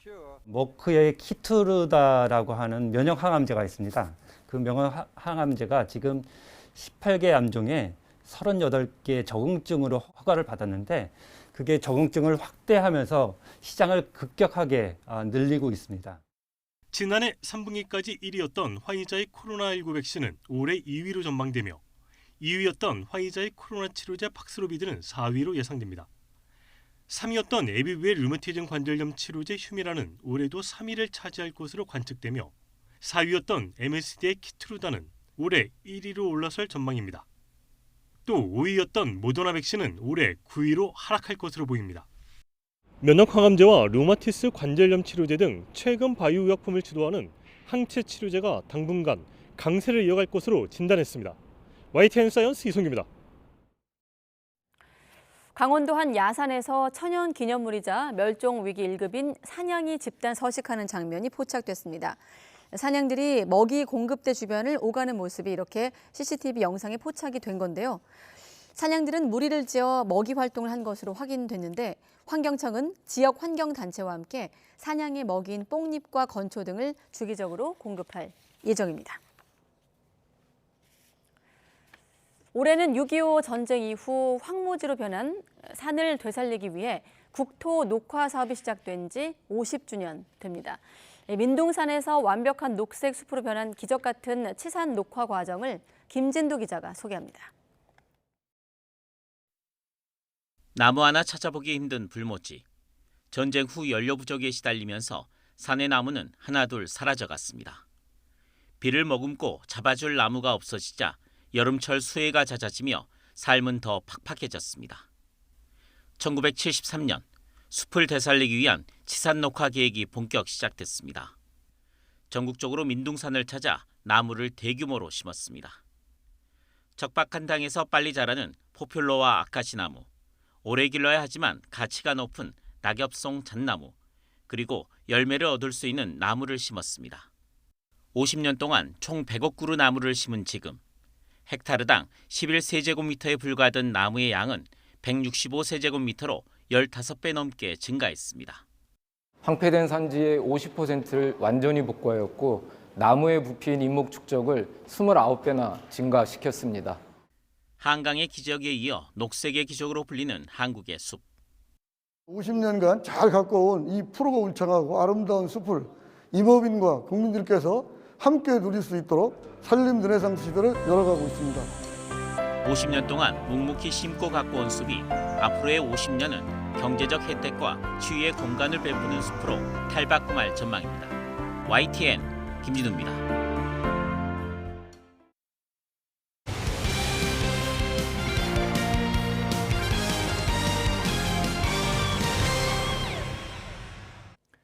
지난 14일 우리나라 선수로는 처음으로 남자 프로테니스 ATP 투어 단식에서 두 번째 우승을 거둔 권순우 선수가 금이 환영했습니다. 호주 오픈 복식에도 나설 예정이었던 권순우 선수는 체력에 무리가 따른다고 보고 곧바로 귀국했는데요. 귀국 소감 들어보겠습니다. 이번 주까지는 우승했던 그런 느낌을 좀 많이 즐기고 싶어요. 네. 점수를 따지면 몇 점 주고 싶어요? 100점 만점에 100점 아닐까요? 뭐 3회전이 최고 성적이기 때문에 네, 이제 다음 메이저가 있다면 16강에 올라가는 게 가장 큰 목표인 것 같아요. 프로야구 LG가 유격수 오지환과 2024년부터 2029년까지 총액 124억 원의 단연 계약을 체결했습니다. LG 구단 최초의 단연 계약이며 보장액은 100억 원이고 옵션은 24억 원입니다. LG는 오지환이 국가대표 유격수이자 프랜차이즈 스타로 다방면으로 선수들에게 모범이 되는 선수라며 올 시즌 최고의 성과를 만들어주길 기대한다고 밝혔습니다. 오늘 낮 동안에는 추위가 잠시 주춤하면서 바깥 활동하기 한결 수월했습니다. 밤사이에는 곳곳에 눈비가 내리겠고 눈구름이 이불 역할을 해주면서 내일 서울 아침 기온이 영하 3도에 머무는 등 크게 춥지 않겠는데요. 하지만 낮부터는 찬 공기가 유입되면서 날이 다시 추워지겠습니다. 내일 서울 낮 기온은 영하 1도로 오늘보다 5도가량 낮겠고요. 칼바람에 체감하는 추위는 이보다 더 심하겠습니다. 내일 아침까지 예상되는 눈의 양은 경기 북동부와 강원에 최고 5cm, 서울 등 그 밖의 지역은 1에서 3cm가 되겠습니다. 밤사이 내린 눈비로 인해 도로가 무척 미끄러울 것으로 보이는 만큼 안전운전 해주시기 바랍니다. 또 밤부터 중국발 스모그와 황사의 영향으로 서쪽 지방은 공기가 점차 탁해지겠고요. 내일 오전까지 미세먼지 농도가 짙게 나타나겠습니다. 내일 아침 기온은 오늘보다 3에서 5도가량 높겠습니다. 내일 서울 아침 기온 영하 3도, 대전 영하 1도, 부산은 4도가 예상됩니다. 한낮 기온은 오늘보다 2에서 5도가량 낮겠습니다. 내일 낮 기온 서울 영하 1도, 대전 1도, 광주와 대구는 4도가 예상됩니다. 다가오는 설 연휴 첫날에는 서울 아침 기온이 영하 9도까지 떨어지겠고 연휴 마지막 날에는 무려 영하 17도까지 곤두박질하면서 올겨울 들어 가장 강력한 한파가 찾아오겠고요. 설 당일에는 전국 대부분 지역에 비나 눈이 내릴 전망입니다. 지금까지 날씨 정보였습니다. 가장 빠른 종합뉴스 뉴스큐 마치겠습니다. 이어서 이브닝 뉴스가 방송됩니다. 시청해주신 여러분 고맙습니다.